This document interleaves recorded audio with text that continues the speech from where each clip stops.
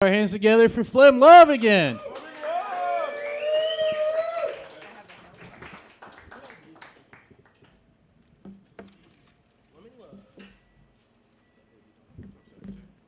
All right, guys, we're going to do some fucking roast battles. Your first battler, let's put our hands together for Matt Farkas.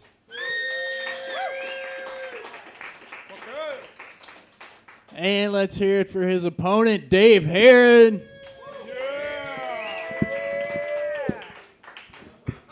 All right, they get 5 jokes each, one at a time. Who wants to go first? You pick. Dave's going to go first. You guys familiar with the chant we do here? Battle, battle, battle. Roast them.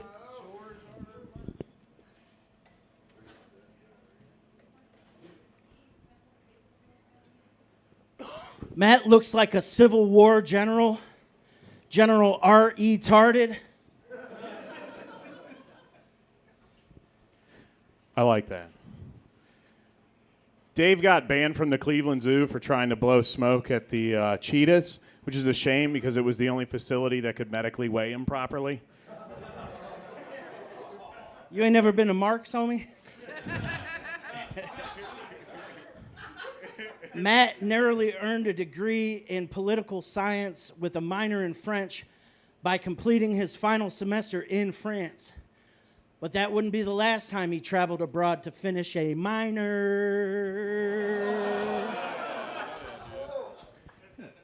Oh. Speaking of French, I guess. I was trying to figure out what Dave's sexual proclivity would be. I thought it'd be feet because you want what you can't touch. But his last name, Herron, means a tall, thin man, which means generations of his ancestors have been having to fuck someone shorter and fatter, which means they do have a type, and it's type 2 diabetes. You've actually gained some weight since Bruce Willis threw you off a Nakatomi Tower. Oh. Just call him Hans Uber. Hans Uber, everybody. All right. Matt's girlfriend is an artist who actually loves his irritable bowel syndrome because she patterns her best work off of his toilet splatters. This is true. They sell well. They sell well. Abstract. Dave converted his 2-car garage into an axe-throwing range because he realized the odds of a woman with a car moving in or owning a second vehicle were marginally larger or less than him actually becoming a famous axe-throwing comic. Yeah, she can park next to the axes. It's fine. Let's see. Matt didn't discover masturbation until he was in high school. Up until that point, he just slid his penis between the couch cushions. I'd like to thank him for taking time from touring with President Trump to be here tonight. I love that couch. Oh. It is. Dave ends a lot of his comedy sets with, like the bird, Herron, caw-caw, which is a shame that he has to pay twice to fly. Woof, yeah.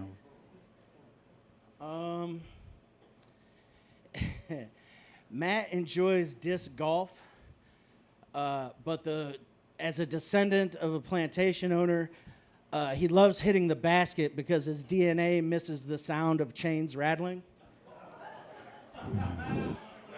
That's good. That's a good one. Oh. Dave was both an altar boy and a Boy Scout in the 90s and managed to not get molested, which is impressive, but it's because of a great quality he has. He looks exactly how he smells, like sweat, Cheetos, and old cum. I made those priests come.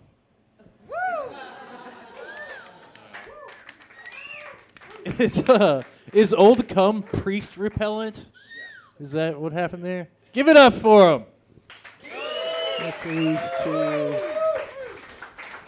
And we got our judges. What do you got, Tabs? I just wanted to say I really love this battle against the blob versus a man he's about to absorb. I really liked Matt. You had some really great jokes. I loved the only facility that could properly weigh Dave is the zoo. But then you had that Mark's rebuttal, and I was like, that weight goes up pretty high. Ultimately, I think Dave had stronger jokes, so I'm going to give it to Dave. And one for Dave. Yes. I think that they both had pretty good meat. I mean, they had a lot to work with. But I think I have it down as a tie, but if I had to pick, I would give it to Farkas. You do have to pick. I would give it to Farkas. It seemed like he had more hits. More hits. Farkas. All right, we got 1-1. Hi, guys. You guys were both really funny and mean to each other, and that was cool. I did like Dave's A minor reference. That was cool and very relevant of him. Thank you. I'm going to thank you on behalf of the black community for that. I appreciate you. Thank you. But I am going to have to admit, I think Farkas did kind of have the snappers joke-wise in this battle, so I'm going to go with Farkas. That's 2 for Matt. Give it up for Matt. Yeah.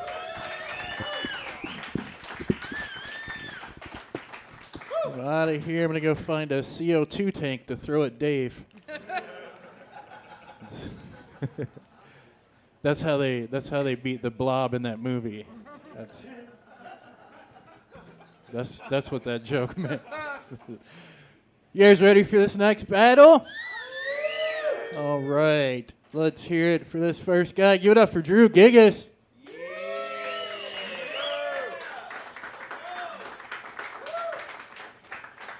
And keep that rolling for his opponent. Let's hear it for Zach Welch.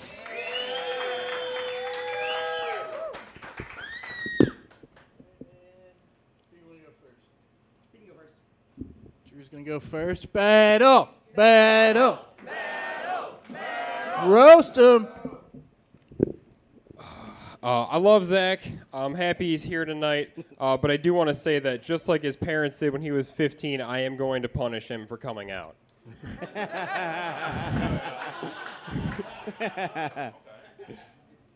Guys, we got to get this over with quick. Drew's still trying to land the sweet kickflip that will save his parents' marriage.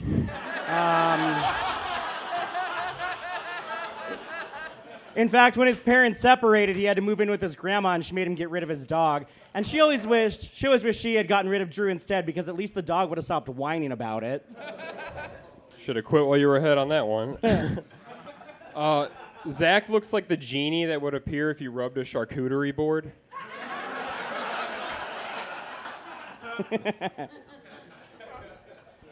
Thanks, Reese Witherspoon in The Crow. Okay. Diabetes runs in Drew's family. Yeah, diabeting these women, am I right? Drew's tattoo is as dark and bold as the sunglasses he makes his wife wear to the grocery store. Dude, she just always has her eyes dilated.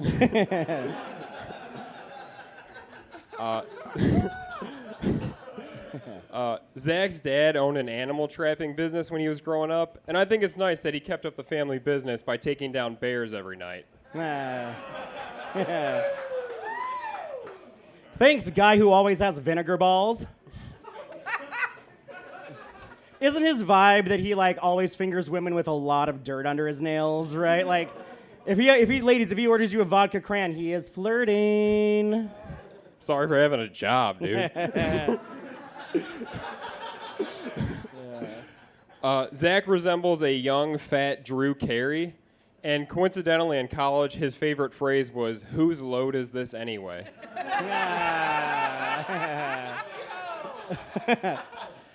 Thanks, Lance Bass Pro Shops. No, if we're being serious, his wife is beautiful. She's so pretty. She looks like present-day Margot Robbie, and he looks like present-day Tanya Harding. So she's cool that he plays with the clit like a tech deck.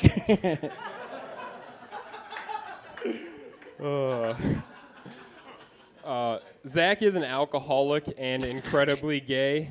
His words, not mine. He's such a gay drunk, even his Bloody Marys are HIV positive. Oh, boy.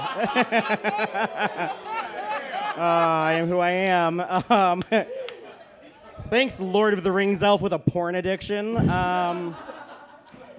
Drew has anxiety, which is super embarrassing for him, right? He's 6'4", he has a beautiful family, a good job. What are you anxious about? Portugal, the man, breaking up? That a black woman might become president? You should put the skateboard back in the garage and reconcile with your father. I mean, it's all true, I guess. I don't know. That's 5 jokes. Let's hear it for them. Good battle. Gonna go first, James? Yeah. Great rebuttals. Fantastic rebuttals from both of you guys. I really love the clit tech deck joke. That's fucking hilarious. I just saw someone just fucking board sliding on a clit. That's dope. But I do have to give it to Drew. He had fucking the poppers, dude. He had the poppers for your gay ass, bro. Incredibly gay. Yeah, this was great. You guys did amazing. Your comebacks back and forth, like, kept it going really quick. Loved it. Lance Bass Pro Shops was so sick. Loved that. But I'm going to have to give it to Drew just based off of that Bloody Marys joke. That knocked me over. That was so fucking good. That's 2. Well, I mean, technically my vote doesn't matter, right? Yeah. Okay, well, I thought drew the district right around you. Okay, all right, fair enough. Fair enough. Well, no, This is Ohio, dude. Yeah, true, fair enough. Honestly, I thought this was a sick battle. I wasn't expecting them to be so mean to each other, but it was great. I loved it dearly. I'm not gonna lie to you, Zach had you in the first round. He's had you in the first half. But I am going to have to give it to Drew because that Bloody Mary joke, Drew. God damn, I wasn't expecting that at all, dude. AIDS and Bloody Mary, all right? It's right there. We didn't even see it. All right, that's 3 for Drew. Give it up for him. Let's hear it for both of them.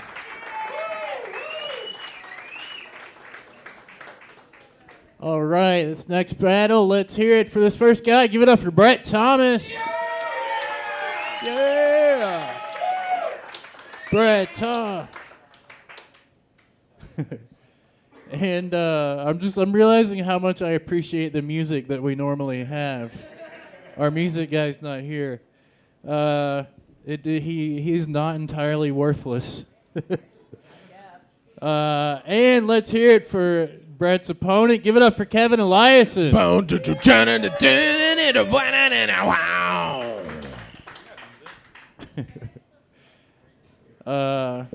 Yeah, good up for Reggie Watts over there. Beatboxing. All right. You guys ready? Yeah. Who wants to go first? You pick. I can. Brett's going to go first. Battle. Roast him. Kevin's ex-girlfriend left him for a professional scooter rider, and his wife now is a teacher, so she's also likely to leave him for an underage person.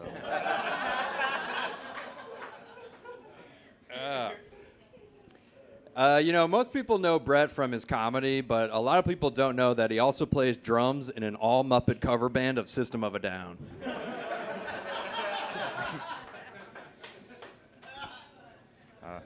Kevin looks like he still explains the good things about Dogecoin.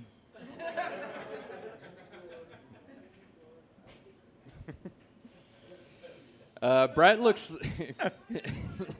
Brett looks like that kid in school that you would start to bully, and then he would just slowly start to repeat your address to you.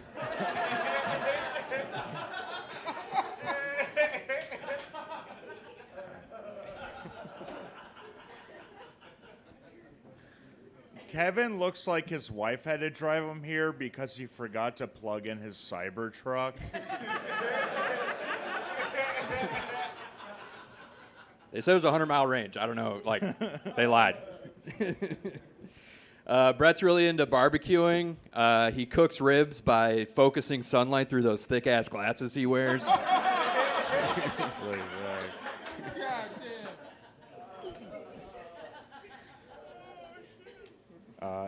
Kevin's a Browns fan, and he also likes to put rubs on meat and smoke meat like during Browns games. So Deshaun Watson is his fan. Brett's a fan of WWE, which is ironic because when women are trapped alone in a room with them, they call that Hell in a Cell. He's such a fan that when he was younger, whenever the WWE Divas would come on, they do that bra and panties match, Brett would turn it off and go, "This is not what the sport's about."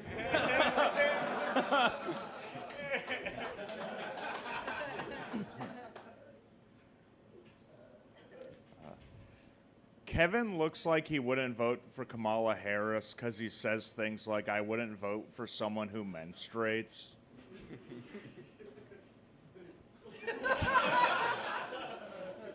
I mean, facts. I don't know. Brett's getting married later this year. Give it up for him, yeah? It's a little hard to believe because he looks like he taxidermies missing children. I talked to his fiance and I said, when did you know that you were going to marry Brett? And she said, he had me at, it puts the lotion in the fucking basket.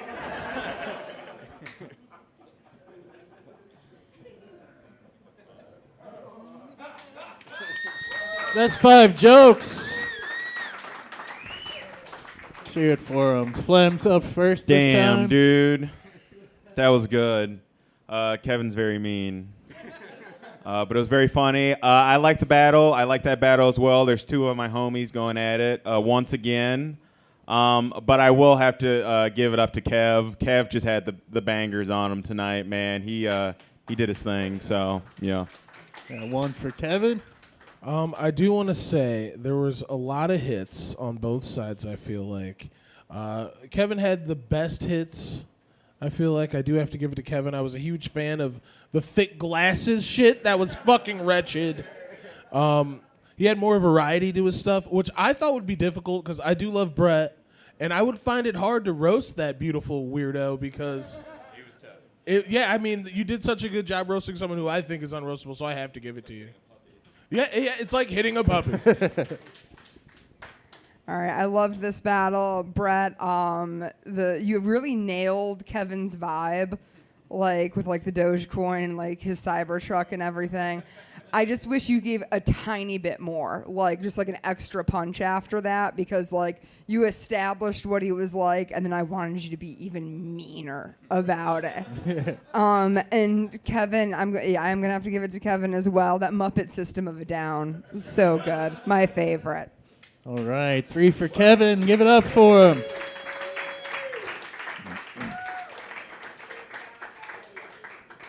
Two more battles for you guys. Let's hear it for your next battler. Give it up for Justin Palko.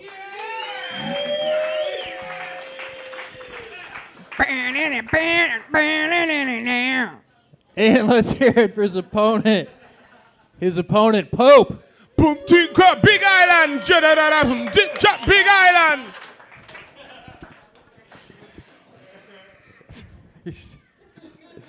Do that for 5 more hours, please. All right. Who do you want to go first? Justin's going to go first. Battle. Roast him. Pope's actually a stage name. He keeps his real name a secret so no one knows he's a registered sex offender. Also, his favorite basketball player is Michael Jordan. And I'm sorry to tell you, man, when he said fuck them kids, he didn't mean it literally. Oh, that makes sense now. Justin's best friend and 15 of his other friends have died. Man, this is the one time we all wish peer pressure was more effective.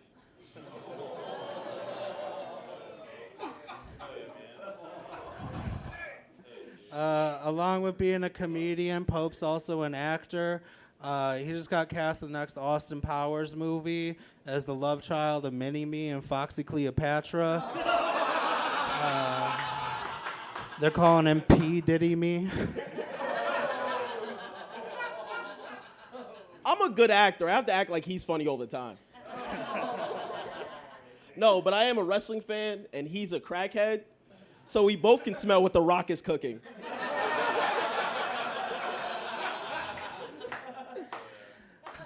You look like the only time you fuck is when you're running a Soul Train.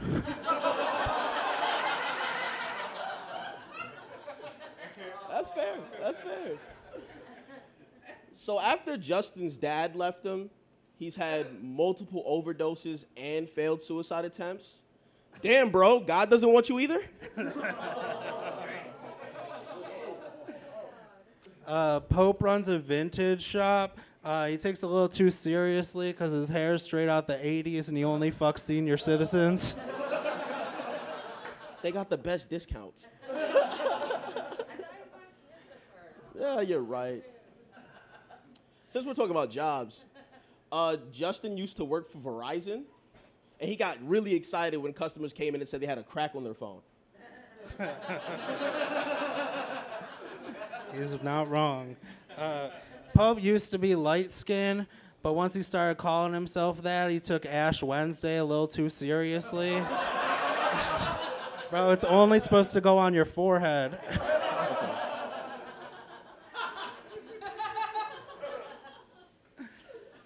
I like that. Drugs made Justin the villain of his family. So when his sister stabbed him, she became the heroine.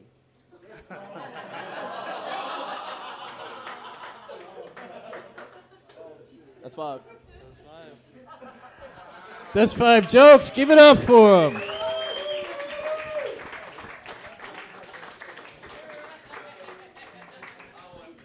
What do you guys think about these Jesus drug addicts? Christ.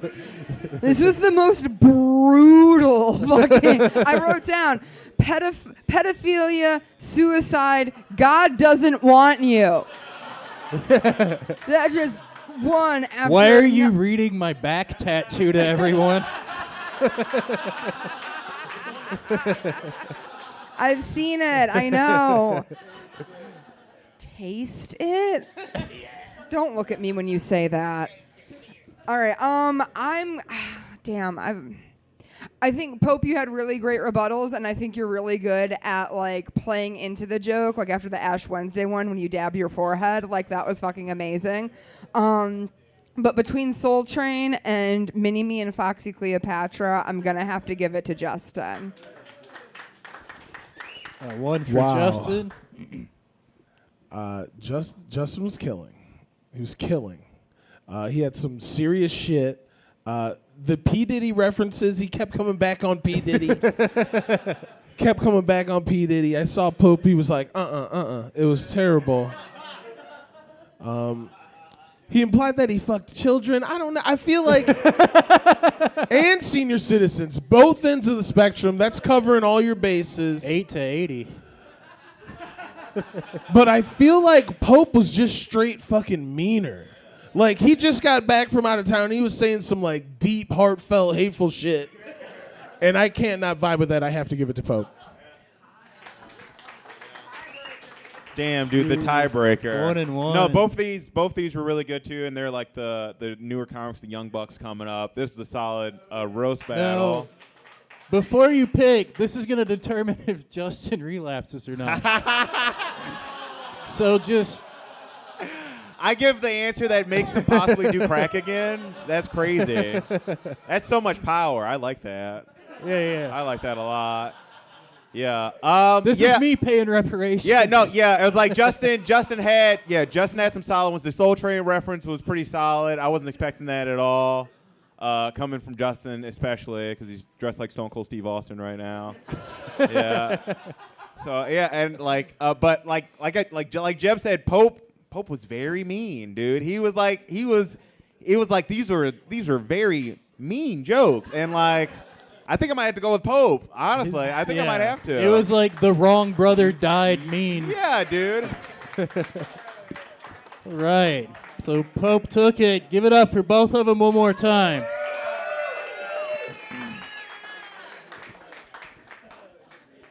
And we got one more battle coming up for you guys. Hell yeah! Let's get right into it. Give it up for this first guy, Jimmy Kilius. Jimmy Kilius coming down stage.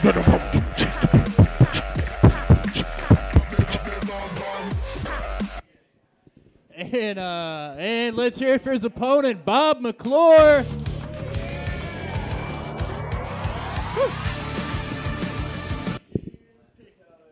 I'll go first. Okay. Battle, battle, battle.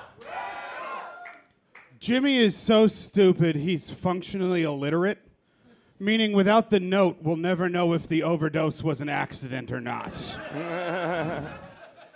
Oh, good one. Jabba takes it in the butt. I'm a total top. I told you Yeah. that on our second hangout.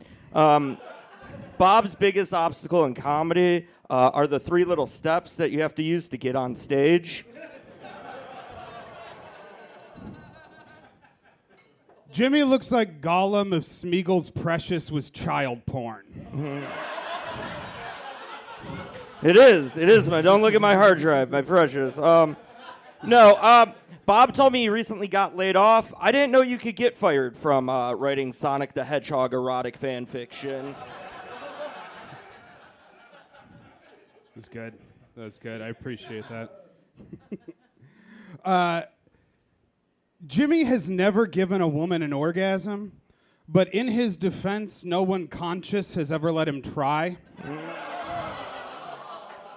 Jimmy's secret talent is being able to look at a juggalette and know exactly how much crushed up Tylenol PM he has to slip into her Faygo. 3.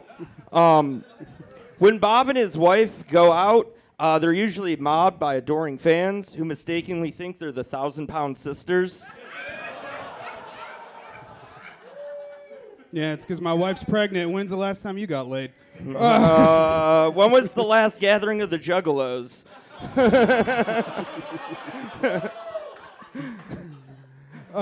Jimmy's favorite flavor of ice cream is fentanyl.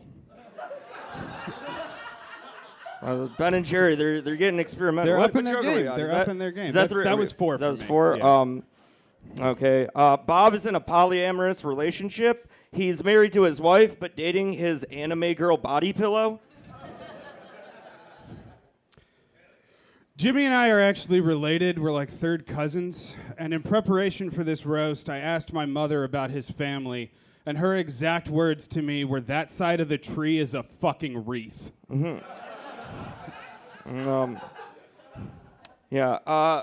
is bisexual.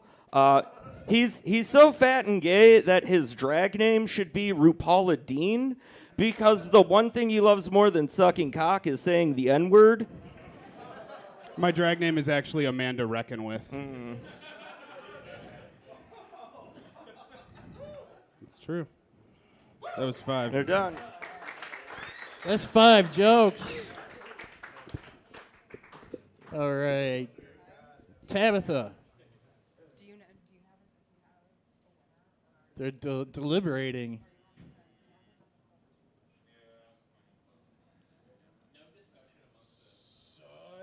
Dad, one more I joke! think we have a tie. Sudden death. Sudden death. Sudden death! Sudden death! Sudden death! Sudden death! Oh, am I first? Bob and his wife are Disney adults. She goes there to meet like Goofy and Minnie and stuff. Bob goes there to meet underage kids. But don't worry, he eats all the candy before he can get him into his van. In the last 3 years, I have lost 3 close friends and family members to suicide, one of whom I found the body of. My parents' health has declined to the point that my mother has been bedridden for the better part of half of a decade. I lost my job on the exact day I found out my wife was pregnant with our first child, and nothing has made me want to wrap my lips around a 12 gauge more than finding out I share DNA with this fucking goblin. Give it up for that. Let's hear it for him. Shit. That was a great battle. I think sudden death was needed because I felt like all 5 jokes off the bat were 1 and 1. So I thought good he was back gonna. and forth. I thought he was gonna end that like 1 Pac, 2 Pac, 3 Pac, none. I loved 1,000 Pound Sisters and RuPaul Adine. I thought those were both very good. But after the drama of that sudden death, I gotta go with Bob. 1 for Bob. Yeah, great job, boys. Hell of a job up there. I thought Bob, he came out of the gate with shots. He had like 3 shots in a row, and he had a nice double down in there. Jimmy just had some, your shit was funny as fuck. This nigga does look like he fucks with Sonic heavy. Like, that spoke to me through the ether. I was like, this guy fucking, are you Nintendo? Okay.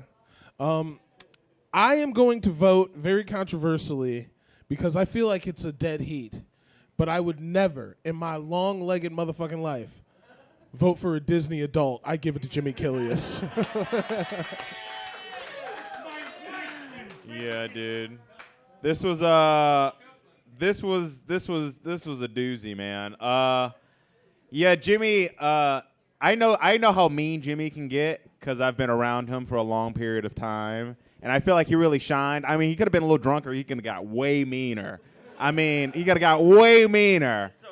Yeah. But, like, Bob had some good ones. They were a little long, though. I'm not going to lie to you. They lost me in the second half sometimes. But, yeah, the 1,000 Pound Sisters one, that one got me real good. So I think I might have to go with my boy Jimbo on this. Yeah. That's 2 for Jimmy. Give it up for Jimmy Kilius. Let's hear it for Bob again. That's it, you guys. That's our show for tonight. Thank you so much for coming out. We'll be back right here. August 17th is the next one. Thanks again.